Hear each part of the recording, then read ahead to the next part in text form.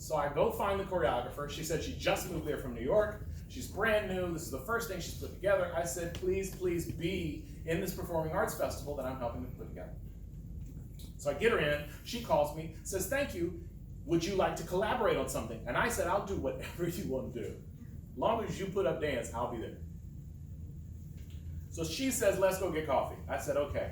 We get coffee. We talk for 4 hours about collaborating. But we really don't talk about collaborating. We just talk. And we talk about a black woman's experience in America today. We talk about the surveillance of black bodies. We talk about how everybody has something to say and they're always pushing a black woman's opinion to the periphery of the conversation. And when we finish, she says, it's been 4 hours, but I'd like for you to write a poem about that. And I said, okay. And then she said, also, I'd like you to write it from my perspective. And I said, you know what I look like, right? She said, yes, but I want you to do it anyway. And I said, and I'm going to read the poem? And she said, yes. So she put together this show, and at the very end of the show, I did this poem. While she performed, she danced to this piece. Here it is. Starts out with a James Baldwin quote. Anybody know James Baldwin? Mm-hmm. Good. So the interviewer asks, when you were starting out, you were black, impoverished, and homosexual. You must have said to yourself, gee, how disadvantaged can I get? To which James Baldwin responded, oh no, I thought I'd hit the jackpot. So the black girl says, I think the biggest issue we still haven't addressed is white supremacy. And the white guy says, white supremacy, that's a little much. I mean, maybe you don't get what white supremacy is. And the black girl says, I know exactly what white supremacy is. Do you?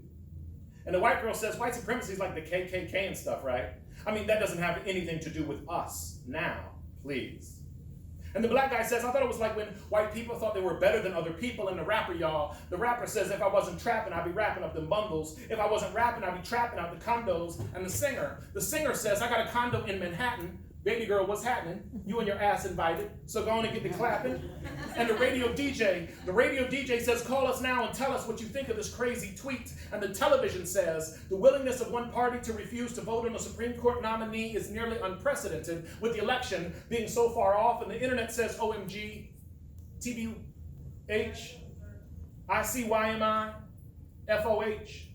And the talk radio host says, we lowered the bar for President Obama. We held him to a lower standard because he was black. And the activist says, bigotry, sir, doesn't deserve a platform. I can't believe you were invited onto this program. And the women protesters, they yell, Mr. President, keep your hands off mine. The president says, don't they know they already lost? And the mostly white North Carolina state legislature declared a citizen of the state can only use the bathroom that aligns with the gender they were assigned at birth. And the white governor says it's a common sense approach to dealing with this transgender issue. And the black congresswoman, says, we have suffered discrimination, we have suffered isolation and undermining, but we stand up for America.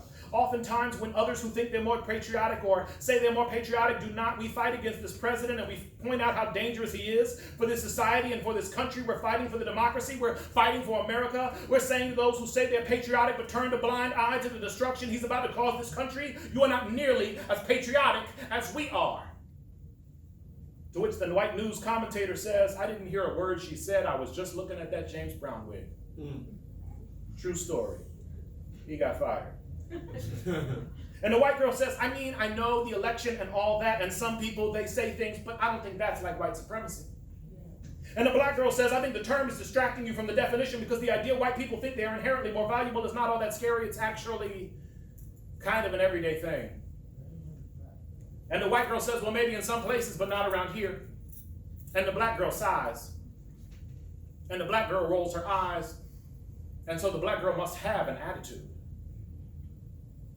And Khalif Browder says, Khalif Browder was unavailable for comment. Michael Brown can't be reached at this time. Calls made to Trayvon Martin have gone unanswered. Tamir Rice has not responded to multiple requests. But Sandra Bland said, and Eric Garner said, and Oscar Grant said,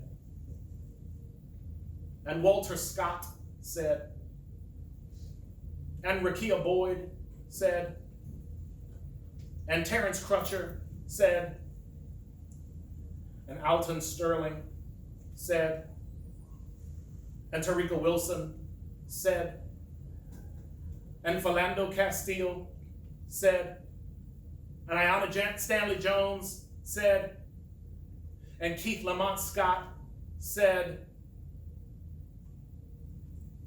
And the next kid says, what exactly am I being pulled over for, officer? And the white cop says, I'm the one who asked the questions. Now give me your license and registration. And the kid says, yes, sir, officer, but if I could just ask. And the white cop pulls his pistol and yells out of the car and down on the ground. And the black kid said, but officer, and the pistol says, I only came here for one function. I don't make life, I take life. I'm just here for destruction. And the cop yells, get down. And the kid says, but I am down. And the cop says, get down. And the kid says, but I am down. And the cop says, get down. And the pistol says, bang. And the pistol says, bang. And the pistol says, bang. And Steve Bannon, y'all. This is a real quote. Steve Bannon said, I'm a Leninist. Lenin wanted to destroy the state, and that's my goal too. I want to bring everything crashing down and destroy all of today's establishments. And the pistol says, that's what the fuck I'm talking about. And the rapper says, fresh out the bed, count up the dead. Fresh out the bed, count up the dead. Fresh out the bed, count up the dead. And the black girl says, yeah, all of that is white supremacy.